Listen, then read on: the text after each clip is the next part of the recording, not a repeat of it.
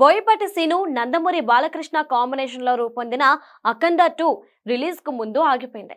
అన్నీ అనుకున్నట్లు జరిగి ఉంటే ఈ పాటికి రికార్డులు బద్దలయ్యేవి. కానీ చివరి నిమిషంలో రిలీజ్ కాకపోవడం అభిమానులను నిరాశపరిచింది.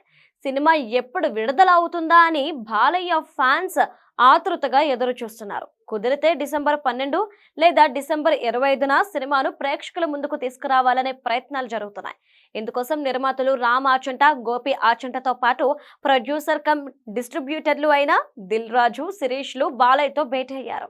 సినిమా పంపిణీదారులు, ముఖ్యంగా ఓవర్సీస్ డిస్ట్రిబ్యూటర్లు డిసెంబర్ 12నే సినిమా విడుదల చేయాలని ఒత్తిడి చేస్తున్నారు.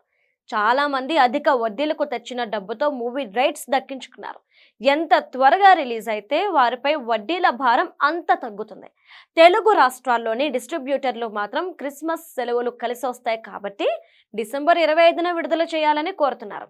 ఏ రోజు రిలీజ్ చేయాలన్నా ముందుగా ఎరోస్ ఇంటర్నేషనల్ సంస్థకు అఖండ 2 నిర్మాతలు బాకీ తీర్చాల్సి ఉంటుంది. 28 కోట్లు కట్టిన తర్వాతే ఎన్ఓసి ఇస్తామని ఎరోస్ సంస్థ యజమానులు పట్టుబడుతున్నారు.